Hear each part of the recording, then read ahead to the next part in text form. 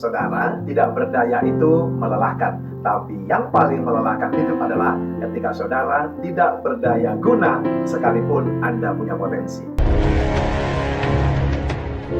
Alkitab berkata, Dia memberi kekuatan kepada yang lelah dan menambah semangat kepada yang tiada berdaya. Tidak bisa dipungkiri, memang pada saat itu orang-orang Israel, saudara, mengalami yang namanya kelelahan berat dan mereka merasa tidak berdaya dan tidak mempunyai kekuatan karena posisi mereka di tanah pembuangan, yaitu Babel. Lewat perikop ini, Yesaya memotivasi mereka. Yesaya memberitakan ada berita kelepasan. Haleluya. Sehingga kelelahan mereka merasa tidak berdaya itu akan mendapat kekuatan yang baru karena mereka akan dilepaskan. Memang sangat melelahkan ketika kita tidak berdaya. Sebab itu kita butuh kekuatan daripada sumber yang luar biasa, yang supranatural, yaitu Tuhan kita. Apa ciri, saudara yang kekasih, orang-orang yang mendapatkan kekuatan dari sang sumber kekuatan yang adalah Allah?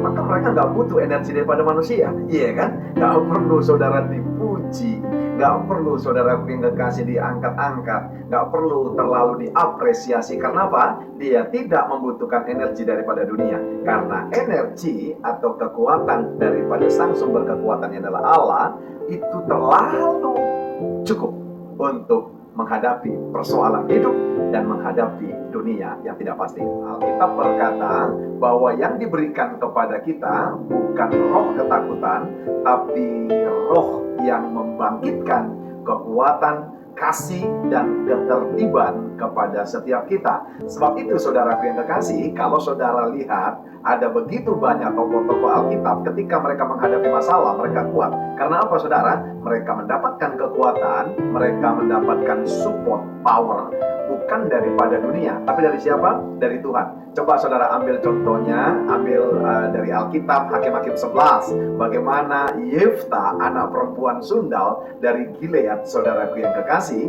dibombardir dengan segala intimidasi. Yefta dikucilkan, dimaki. Yefta, saudaraku yang kasih, dikatakan tidak punya masa depan, padahal dia punya potensi yang dahsyat dan luar biasa. Karena terlalu complicated persoalan yang dihadapinya. Lihat saudaraku yang kasih. Sehingga satu ketika, kalau saudara baca Hakim-Hakim 11, Yefta bergabung dengan para perampok. Iya kan? Kalaupun dia bergabung, saudaraku yang kekasih, kepada perampok-perampok, dia tidak mencari energi, saudaraku yang kasih. Tapi lihat, pada akhirnya, karena kekuatannya bukan daripada manusia, dari sang sumber kekuatan yang adalah Tuhan Allah yang kita sembah, Yefta dijemput kembali. Orang yang memfitnah, orang yang mengucilkan, orang yang mengecilkan, orang yang mendiskreditkan, orang yang mengintimidasi, kembali saudara yang kasih kepada Yefta. Dan lucunya, saudara, secara itu menyatakan bahwa Yefta di-hire untuk menjadi pemimpin mereka. Ya, yang unik apa, saudara? Kalau memang sumber kekuatan kita daripada Tuhan, ketika kita lepas daripada masalah, saudara lihat, pasti orang yang mendapatkan kekuatan daripada Tuhan pasti mendedikasikan, mewakafkan, memproyeksikan hidupnya kepada Tuhan. Lihat Yefta, saudara yang kasih.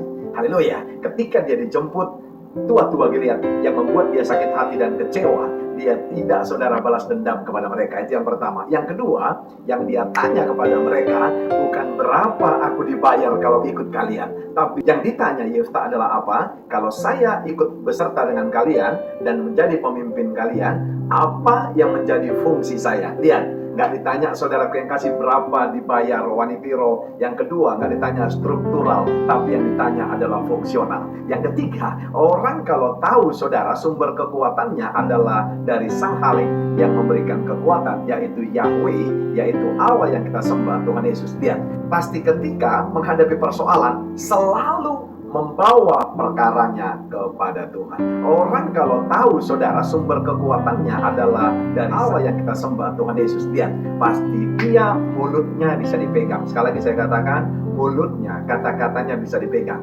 Waktu dia bernasar, saudaraku yang kasih, kalau aku menang perang ini, apapun yang pertama keluar dari rumahku, itu aku akan persembahkan kepada Tuhan. Tahukah saudara, Yefta berpikir saudara, yang biasanya keluar, saudaraku yang kekasih, dari halaman rumah, atau katakanlah dari pelataran rumahnya saudara, paling saudara adalah domba. Tapi tahukah saudara, gitu dia menang perang, gitu dia pulang saudara, yang keluar adalah anak perempuannya, pemain tamborin yang dahsyat. Ya, saudaraku yang kekasih, seorang nazir, saudaraku yang kekasih, dia akan menepati nazarnya. Dia bernazar, apapun yang keluar dari rumahnya pertama akan diberikan. Lihat, anaknya dipersembahkan buat Tuhan. Haleluya. Orang-orang yang mendapatkan kekuatan, mari saudaraku yang kekasih, kita mau saudara dipakai Tuhan untuk pekerjaannya. Dan saya, saudaraku yang kasih, mau pastikan konfirmasi daripada orang-orang yang menyatakan bahwa dia tidak kuat saudara menghadapi dunia,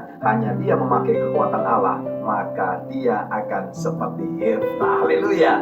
Bukan pemain bayaran. Yang kedua, bukan gila struktural. Yang ketiga, saudara, dia mengkonfirmasikan seorang nazir karena nazarnya, saudara yang kasih, selalu ditepati. Selamat mendemonstrasikan kekuatan yang daripada Allah lewat saudara yang kekasih, lifestyle dan kehidupan kita yang siap dibaca orang lain. Dari Kalimantan Timur, Royal Purba menyapa. God bless you all.